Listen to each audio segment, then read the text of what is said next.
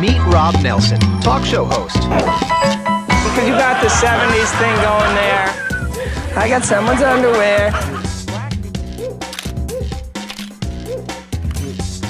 Robert Kennedy, thanks for taking a minute. Simple question. Tucker? It's good to see you. Listen, You're a Bitcoin maximalist. You're Bitcoin forever. I hate this central bank digital currency.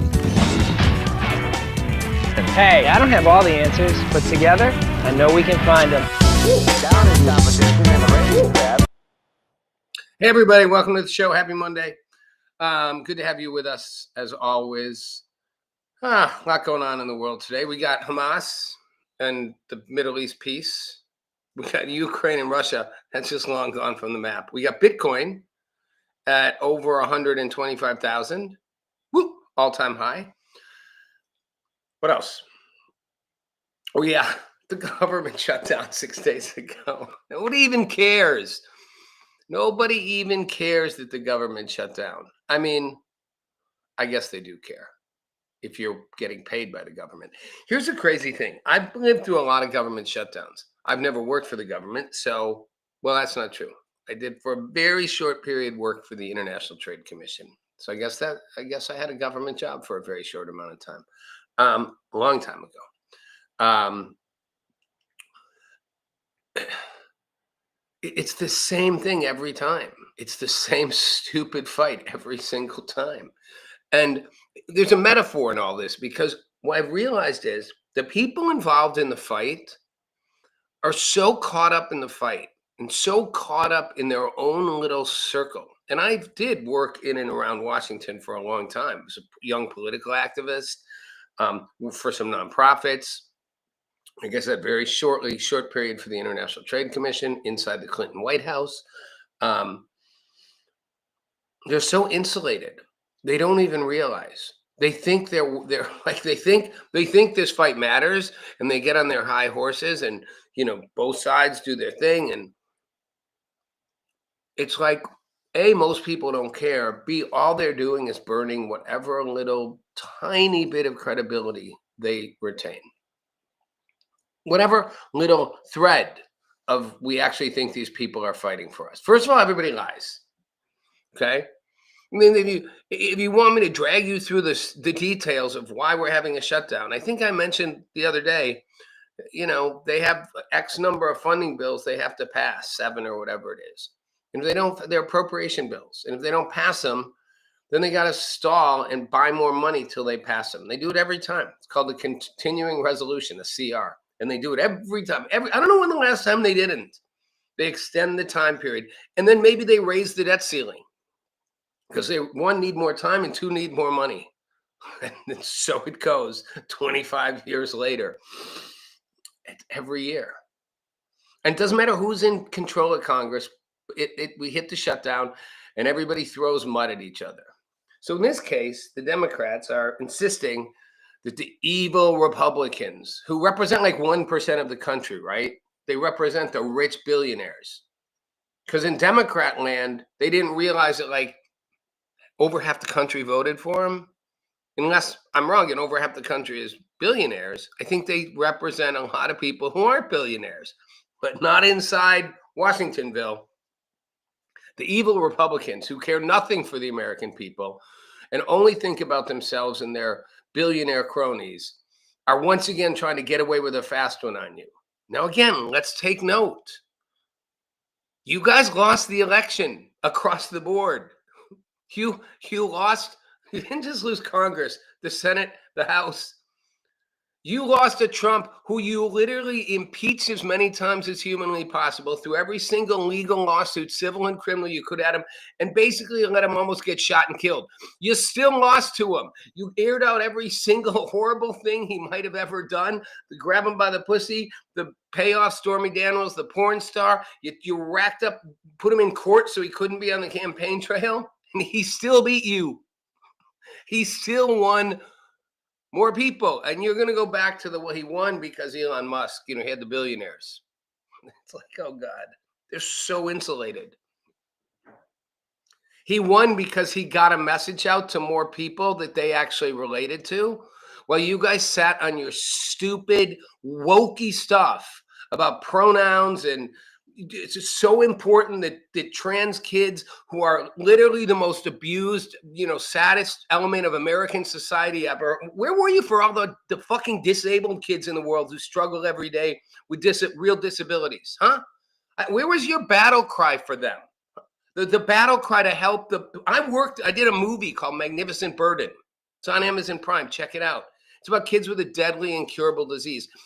And it looks into the larger world of kids who have disabilities, or whatever we want to call them, different abilities. And where were you for those kids? Where is the battle cry for them? So if a really disabled kid wanted to play in the sports league, would you let him? It'd be the backwards one. It would be not that they would beat the other team, it's they would hurt the team they're on. We do have the Special Olympics for that very reason. And the girl who at the time was kind of the spokesperson of it is in the movie. Beautiful young woman, at the time a teenager. This is like 5-6 years ago, and just so passionate. And those kids, man, you watch this movie, you watch what these kids go through. They aren't whining, they aren't crying, they aren't demonstrating, they aren't calling attention, going, woe is me. They're out there fighting against lacking certain abilities that the rest of us take for granted. I'm talking kids. I'm talking a kid who literally could move his eyes and his 2 fingers, period. 17 years old, could move 2 fingers and his eyes. We held an 18th birthday party for him in Vegas. The lead singer of Motley Crue showed up because he'd built a big social following. And I interviewed this kid, and again, I have to he could hear me, but he could only respond with 2 fingers on a keyboard or tablet.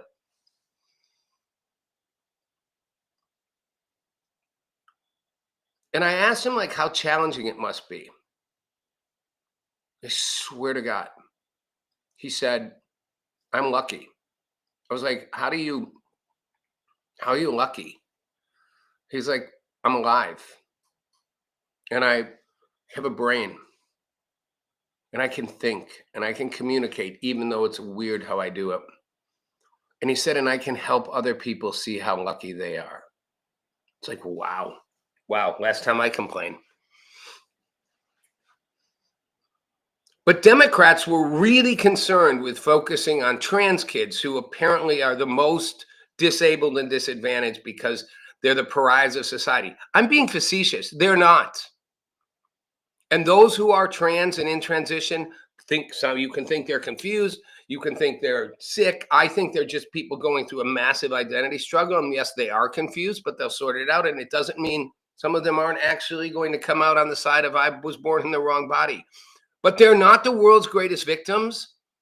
And they don't get to play in sports leagues when they're born as men with girls and women. It's just not fair. Dems made that their hill to die on, among a couple others. That and Hamas. They made that, but the trans thing was really their hill to die on. And now they wonder why they lost. And as we're going into a government shutdown, their best defense is, once again, Republicans are evil and don't care about you. God, guys, wake up. Democrats don't know how to win an election at this point. They only know how to posture. And their posturing gets more and more and more bad and more offbeat, and their base gets smaller and smaller, and people tune out more and more. If you want to help the Republicans win, just keep doing what you're doing. I'm not actually making a case for the Republicans here. I'm just saying, Demsman, you've gone out of your way to roll out the red carpet for them. I mean, you're going to figure out how to lose the midterms, which almost never happens because of what you do. Republicans on their side do a version of it too. They cry foul when they're in the minority. And when they're in the majority, they do what they're doing, which is, insist that, Democrats are just trying to get in the way and don't really want any progress or things to happen. Both sides say a version of the same thing. And I'm not trying to do a both sides argument. But when you look at Washington and you look at Congress, you kind of have to take a both sides argument. It's not whether or not you can argue that your party has the better values or ideals, or in the case of the Republicans, we're the ones that stand for more common sense solutions, and we're willing to engage, and we don't commit violence against our opponents, and we're open to civil discourse. Sure. But when you go inside the insular bubble that is Washington, D.C., it's a clusterfuck. That's what Trump discovered in his first term. He went inside that bubble and it literally blew up on him every other day. Yeah, remember he had the 63-day government shutdown then. It was over the funding of the border wall, which, remember, we didn't need a wall. We didn't have any illegal immigration problem. And Democrat stuff always comes back to hurt them. Like, if you wanted to encourage a pathway for for foreign people to come into the United States and get safety or sanctuary or discover the American dream, the worst thing you could do was open the floodgates so anybody who wanted could just claim amnesty, or fuck claiming anything, just charge over the border in droves and flood every city. And then they got mad when smart Republican governors like Ray Abbott in Texas said, "I'm shipping them up to the big cities, busloads of them, because now you'll have to deal with them. Your sanctuary city, here they come, welcome." Then you had Mayor Adams in New York going, "We can't," because his population, his citizens were like, "Hey, no, we're not getting these benefits. You're rolling out hotels for them. You're giving them credit cards for food. Wait, what about me? I live here. I work here. I'm struggling. Hey, I'll take that first. Thank you very much." It backfired. But if you wanted to make a case for why people would not want people to be in this country illegally, or claiming sanctuary, or for any other reason other than they waited in line for 7 years and came through the hard way, the Democrats just guaranteed they would get everybody on side to throw these people out. I don't even like watching it. I don't like watching the degree to which they're scooping people up, going into workplaces, scooping them up. I don't like it. It goes against my gut ethos. It does feel a little Gestapo-like, and I don't like it. But that's the result of what Democrats did. They weaponize the thing that they attack, that ends up getting weaponized against them because people push so far to the other way. If you wanted truly to help trans kids in this country, which is a tiny percentage of people, other than the larger percentage that's been told in school to wonder if they are, but the actual number that are tiny, if you wanted to help that tiny minority, you couldn't have done anything worse than what you've done. You've now made people kind of hate them. You've now made people kind of blame them and say they're the problem. You've now made people look at them and say they're sick. You've literally made them the bad guys. Did you ever want to make them the good guys, or were they just political pawns in your game? Did you ever really want to help them? And if so, are you that stupid that you thought doing this would help them? Did you ever really care about all the people coming in who claimed asylum for every reason they could? I don't need asylum. Why? Because I don't like where I live. It's bad. It's not how asylum works, but okay. Did you ever really want to help these people? I don't think so. You wanted to flood in as many people that you could convert to easy Democrat votes by getting them in and giving them a place to be here for free with benefits. And you just hated Donald Trump and didn't like he was building a border wall.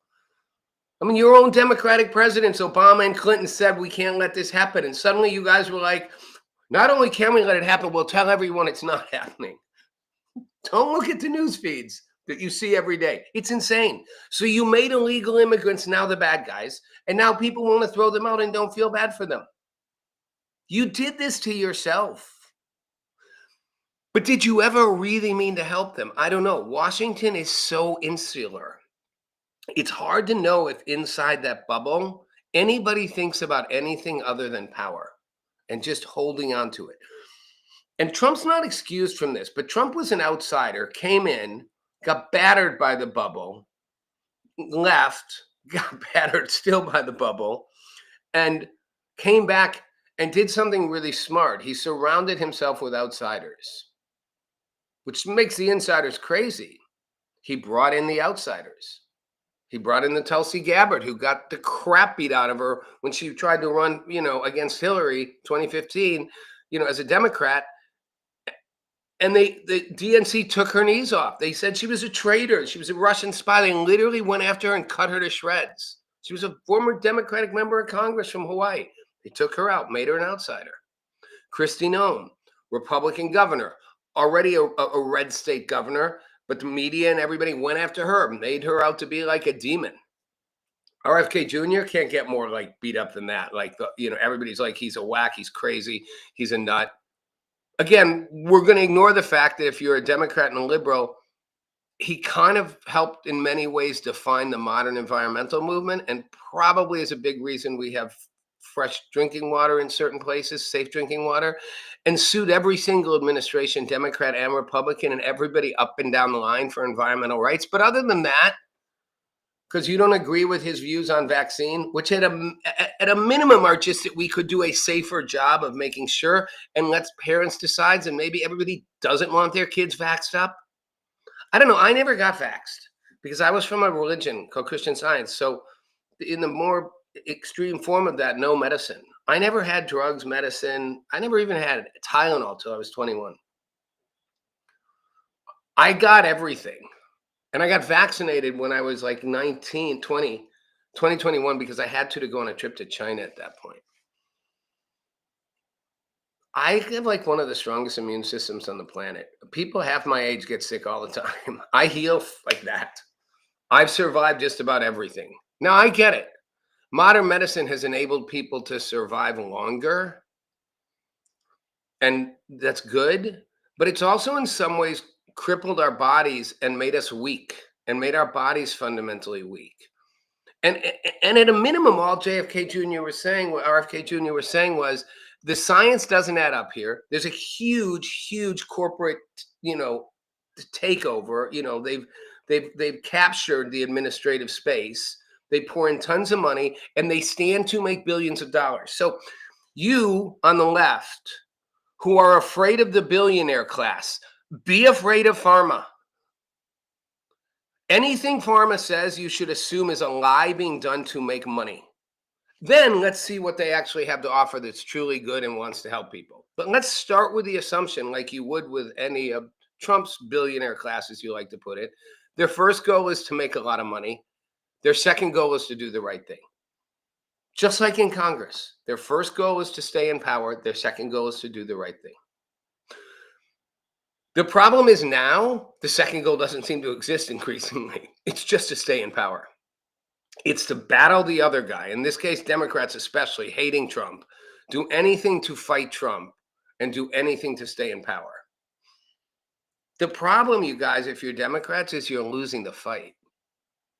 You're not succeeding at fighting Trump. You're fueling him and making him stronger. You're expanding his base, not shrinking it. And you're not helping yourself stay in office. You're losing seats. You're losing support among your own party. You're losing credibility. You're becoming more unpopular. You're losing across the board. So if your goal was, forget about helping the people. You're not even succeeding at the goal of staying in power. You don't even seem to know how to win an election. I swear, the midterm elections, almost every time the party not in power wins back seats and often takes control of at least one house in Congress. It's a good shot Democrats don't do it this year. And it's a narrow margin, so it shouldn't be that hard. And when they don't, they'll say it's because Republicans redistricted in Texas, but Democrats are going to redistrict in Michigan and California, whatever. It's not going to be because of that. It's going to be because you guys just can't get focused on a message that actually connects with people. And then you're like the Federal Reserve. You figure it out too late and start saying it. You know, it is about the economy, everybody. We should have been paying attention to the economy. Really? You just figured that out now? Like, you just figured that out now, like 8 months after Trump won the election? Just dawned on you? Ah. If that rocket I talked about the other day, I'll remind you guys if you don't know, it's twice as big as the size of the rocket that hit Earth and wiped out the dinosaurs and caused the massive ice age and whatever else happened. And remember, I said that supposedly the amount of stuff it would have to grab from interstellar space to beat that big, 10 miles wide, like Manhattan size. It could only be something like that could only accumulate that about every 10,000 years. There's just not enough interstellar matter out there. And yet we've seen 3 in like the last 10 years. Well, not as big as this one, but they're big nonetheless. So this astronomer was very well known from England and like at Cambridge or whatever, Oxford, whatever, is like the weird thing also is not only the unlikelihood of having 2 or 3 of these in such a short time, the mass necessary, but that it's going in a trajectory into our inner solar system that moves around the sun and aligns with the planets that could only happen one. I said this, I think, the other week. So those of you not who've heard this, I'm sorry, but there's a point under it. 1 in 500 times. You could go 1 in 500 is not that crazy. But the chance that it will do what it's doing and kind of pass close to Mars, Venus, and Jupiter as well is 1 in 10, 20,000. So he was just like, it's very possible that this is technology meant to come here and sort of observe our solar system. And if they are observing, wow, they're disappointed. They are disappointed. All right. A couple more things. Trump and Hamas. Who knows what happens there, right? So and even now, as this airs, there could be new information. But the deal was Hamas hands over the hostages. The war comes to an end. Free passage for those Hamas soldiers who want to put down their guns. A version of the Palestinian Authority and private PLA takes over an administrative takeover temporarily in Gaza while it's sorted out. Israel removes all, ceases in its fighting and pulls back, and the peace, what's it called? The Peace Council chaired by Trump is there.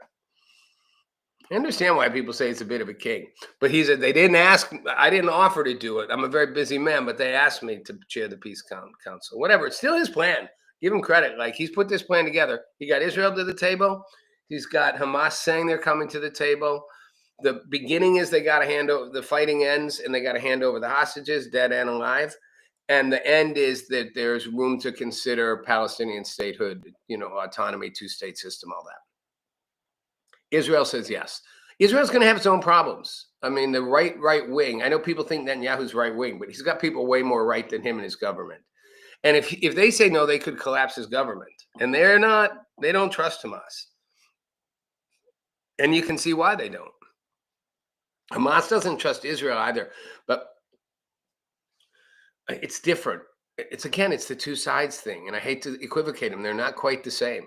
Israel has done some things that aren't okay, and it's been very aggressive. And I'm sure Netanyahu has used it for political gain. But Hamas and much of the Arab world, until each peace deal has come, for decades have simply gone after Israel to wipe it out. And Hamas has been clear with the backing of Iran, we will do everything to take you down.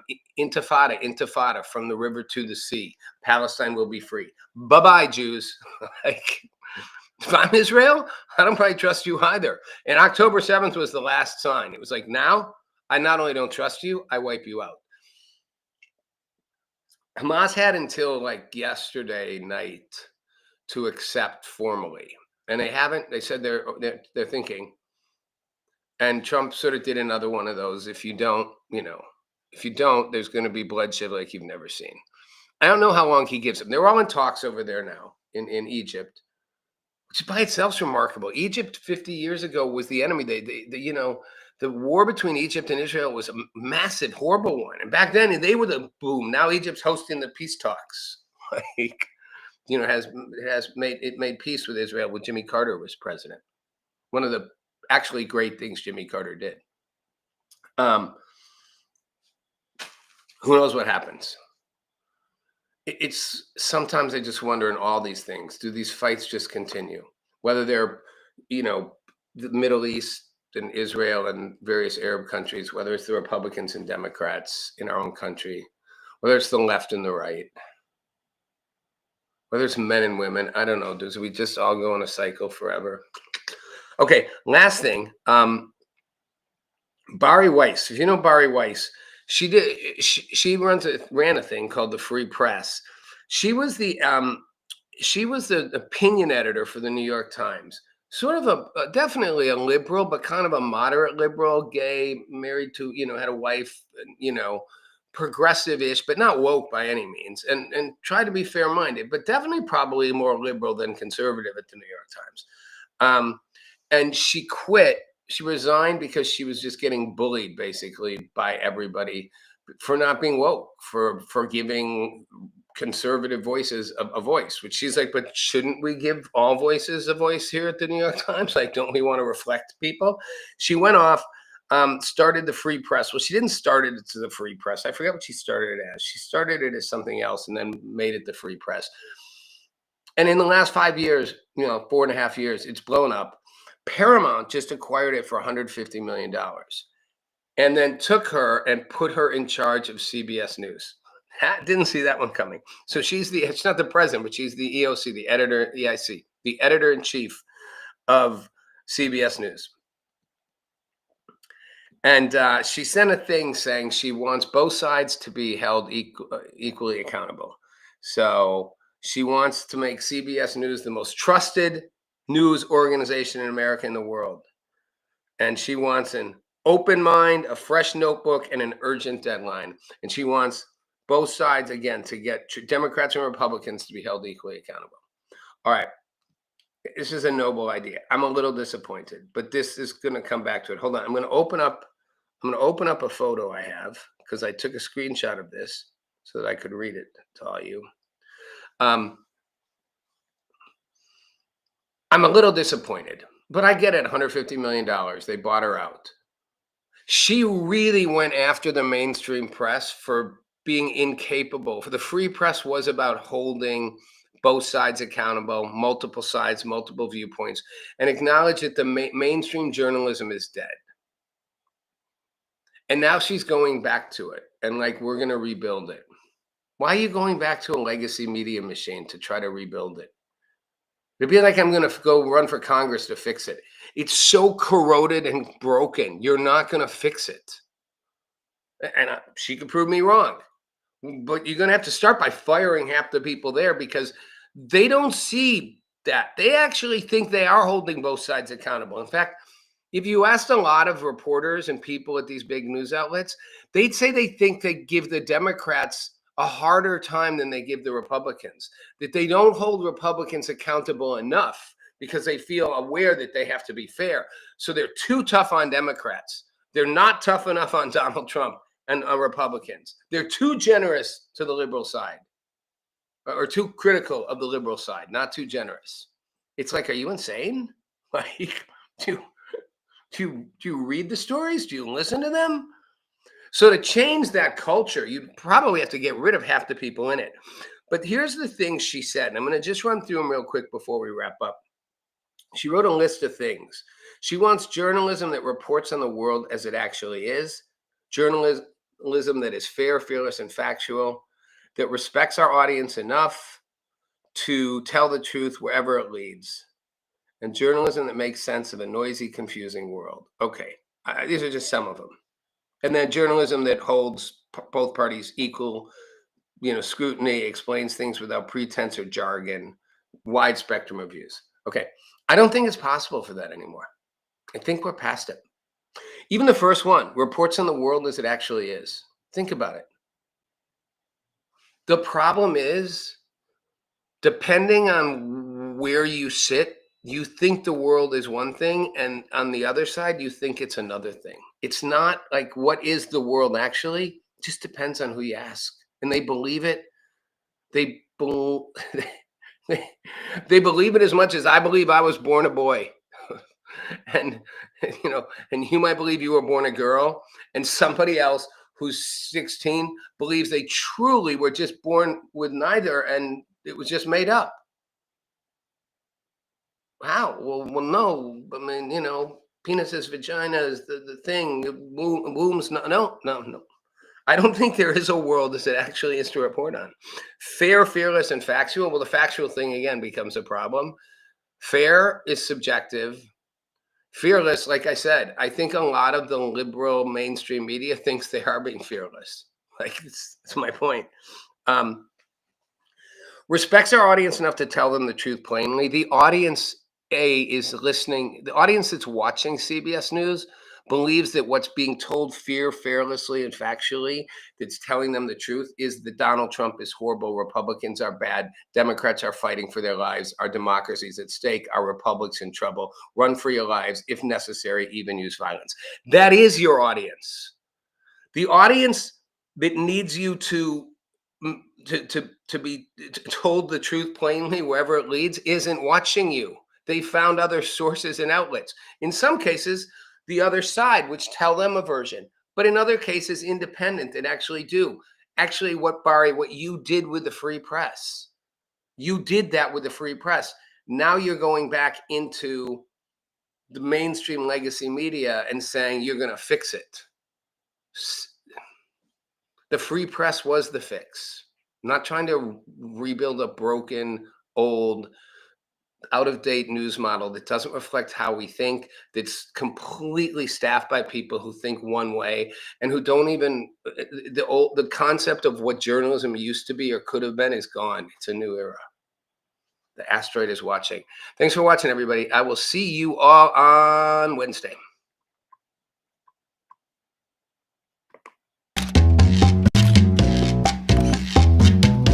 Meet Rob Nelson, talk show host.